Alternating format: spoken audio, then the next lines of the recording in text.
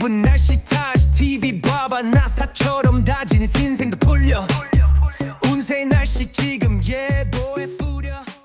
안녕하세요. 반갑습니다. 날스타TV 서경 양승원 법사입니다. 제가 한 번씩 이제 장흥에 어떤 다니는 기도터가 하나 있습니다. 거기는 큰 절인데요. 그 절에는 이제 노스님, 노보살님이 계십니다. 부부예요.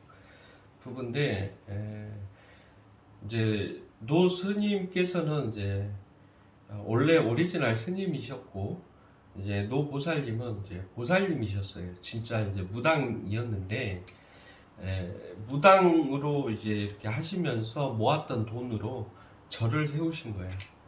그리고 이제 이 스님과 만나서 사시면서 이제 이 스님이 큰 스님 역할을 하면서 이제 이렇게 살아가고 계셨어요. 근데 문제는 이제 그 절, 절 이제 부근에 보면, 기도터가 하나 있습니다. 근데 이 역시 이제 보살님께서, 그곳 보살님께서 만드신 기도터야. 근데 이제 거기를 제가 1년에 한 번, 두 번 정도 갑니다. 한두 번 가는데 꼭 1년에 한 번은 갑니다. 그런데 그 한날은 그 기도터 앞에, 기도터가 좀 높아요. 산 정상에 가까워요. 근데 이제 그 앞마당에서 이렇게 내려다 보면 아주 그냥 뭐 산, 첩첩산중 산들이 쫙 보이고, 또 간혹 안개도 이렇게 쫙 껴있고 멋집니다. 근데 아쉬운 게 뭐냐면 거기에 나무 세 그루가 아주 그냥 한 50년 된 것 같아. 뭐 한 50년, 30년 된 나무들이 쭉쭉 뻗어가지고 한 세 그루가 쭉쭉 뻗어가지고 그냥 아주 높은 키 큰 나무가 세 그루가 있어. 그 가지만 해도 나무 한 그루 목대 정도 두꺼워요. 나무 가지만 해도. 그러니까 수령이 오래됐죠. 어쨌든 멋져요. 근데 다만 그 나무가 딱 가리고 있어.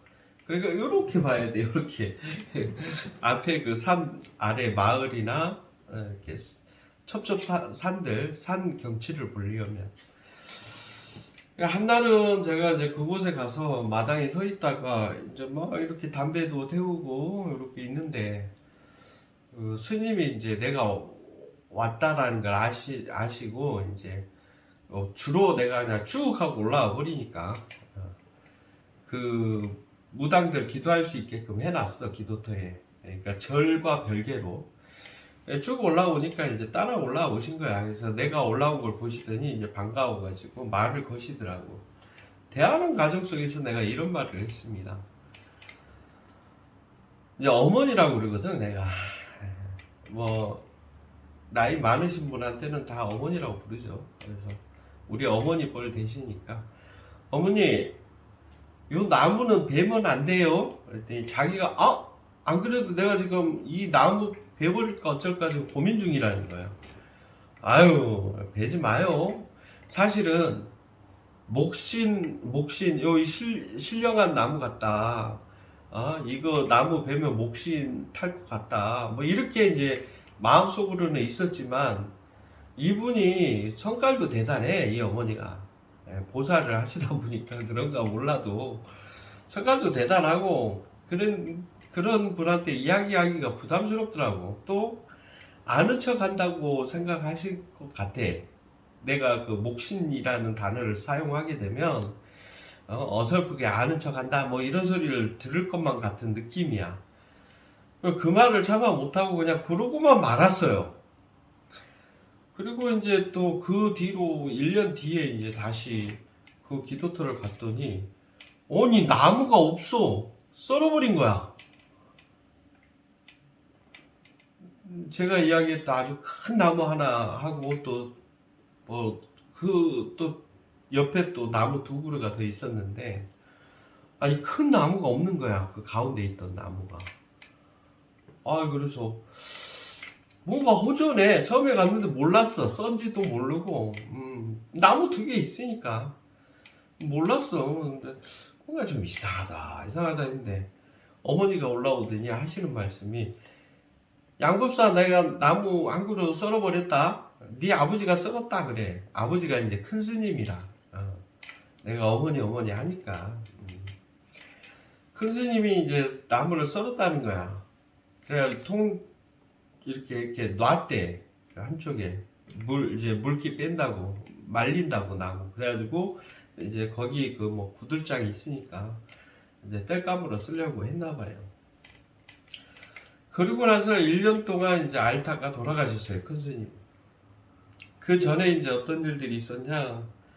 뭐 뜬금없이 이 한날은 전화가 와가 양법사 네 아버지가 새벽마다 잠 깨고 나 좀 데려가시오 그리고 악을 지르고 그런다고 못 살겠다고 막 전화가 오시기도 하고 또 어떤 무당들한테 또 상담을 하셨나봐. 거기는 무속인들이 기도를 많이 오니까 상담했더니 어떤 보살은 침을 놔드리고 또 어떤 법사는 목신 탔다고 구슬하자 그래서 조금만은 굿도 하고 그랬대. 그러니까 쉽게 말하면 전화한 이유는 저더러 와서 뭔가 좀 해달라는 것 같아. 근데 내가 볼 때는 이미 끝난 것 같고 또 우리 제자가 그러더라고. 선생님 사자와 있는 것 같지 않으세요? 그래. 근데 난 그건 몰랐는데 보통 아는 경우도 있어요. 제가 전혀 모르진 않는데 그것까지는 생각 안 했는데 아니 그러고 보니까 그런 것 같네. 근데 얼마 안 돼서 뭐 2주 뒤엔가 3주 뒤엔가 돌아가셨어. 그러니까 1년을 그렇게 목신이 타가지고 그렇게 앓다가 돌아가시게 된 겁니다. 그래서 여러분들도 이제 나무 같은 것도 조심하셔야 돼요.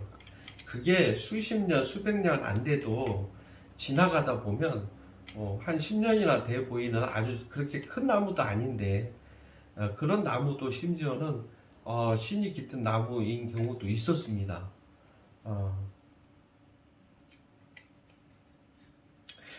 그게 이제 이 나무에 관련된 그러니까 그렇게 몇십 년 안 돼도 목신이 있었다라는 거를 제가 경험한 것 중에 기억에 남는 것은 그 최근의 일인데 몇 년, 2년 전인가 1년 전인가 경상북도 상주에 기도를 간 적이 있어요.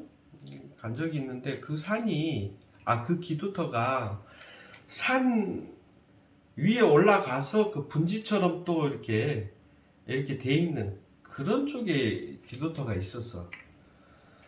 그러니까 일반인들은 차를 가지고 들어갈 수 없어. 밑에 차를 받쳐놓고 연락을 하면 그 갤로퍼를 타고 당주가 내려와요. 내려가지고 손님의 짐을 싣고 손님을 태워서 올라갔다가 손님이 하산할 때는 또 태워서 내려오고 하는 그런 식입니다. 그때 이제 3일 기도를 갔었는데 올라갈 때는 몰랐어. 아주 험악합니다, 길이. 차 한 대 갠신이 올라갈 수 있는 간격의 길에 막 중간에 바위돌도 튀어나와 있고 그래서 막 진짜 힘으로 밀어붙여서 올라가시더라고. 정말 뭐 서바이벌이었어. 막 잡고 그냥 요리 저리 막 부딪혀 가면서 아니 동승한 사람들도 이렇게 막 요동을 치면서 올라갈 정도니까. 기도 잘 끝나고 내려가면서 이상하게 어떤 나무 하나가 딱 걸리는 거야. 눈에 딱 거슬리는 거야. 이렇게 막 산을 내려가는데 저 앞에 나무가 거슬려. 이렇게 지나가면서 보면서 내가 운전하고 있는 그 당주 법사님한테 얘기했지. 저 나무가 꼭 신목 같습니다. 신이 깃든 나무 같습니다. 라고 했더니 저거 원래 처음에 그 앞에 그 선왕이었습니다. 그러더니 지나가시더라고. 그래서 근데 동승했던 우리 제자님이나 아는 보살님이라 다 몰라. 그 나무는 그냥 산에 있는 여느 나무하고 두께도 비슷하고 하니까 그냥 나무인 줄 알았나 봐. 그것도 뭐 아무것도 없어. 돌탑도 없고 그냥 덩그러니 그냥 야산의 나무 마냥 그렇게 있었으니까. 근데 내 눈에는 그게 신목으로 보였어. 그런데 당주님한테 뱉었어. 말할까 말까 몇 번 하다가 말을 했어. 그랬더니 저 나무는 원래 저 선왕나무였다고. 처음에 내가 기도터 만들 때 저 나무를 선왕으로 입구 선왕으로 했다고. 길태 선왕으로 했다 하는 거야. 지금은 이제 안 모시고 있다는 거지. 근데 어쨌든 여러분들이 아무렇지 않게 그냥 나무를 벌목을 한다든가 하는 것은 신중하셔야 된다 이렇게 말씀을 드리고 싶고요. 또 집안에 그 감나무가 있거나 밤나무는 잘 없어. 근데 살구나무나 감나무는 좀 있을 거예요. 시골에 사시는 분들, 시골집은 그런 나무도 조심하셔야 돼요. 함부로 베거나 이렇게 하는 것은 좋지 않다. 자, 어쨌든 목신에 관한 이야기를 한번 해봤습니다. 무섭습니다. 목신. 뭐 선악나무 젓가락게 뭐 문제야 하고 용감한 척하는 아저씨들이 있어. 그런 아저씨들 조심하셔야 돼요. 장수하시려면. 자, 아무튼 여기까지 하겠습니다. 저는 또 선악나무를 좋아해요. 어렸을 때부터 당산나무 껴안고 다니고 그랬으니까 저는 혼자 노는 걸 좋아했고, 어렸을 때도 촌에 살 때도 당산나무에서 주로 앉아있고 놀고 그랬었습니다. 근데 그런 걸 떠나서 뭐 무섭다라는 생각은 못 해봤는데 이거는 이제 제가 겪은 거였잖아. 그래서 공유를 좀 하려고 오늘 시간을 내봤습니다. 감사합니다.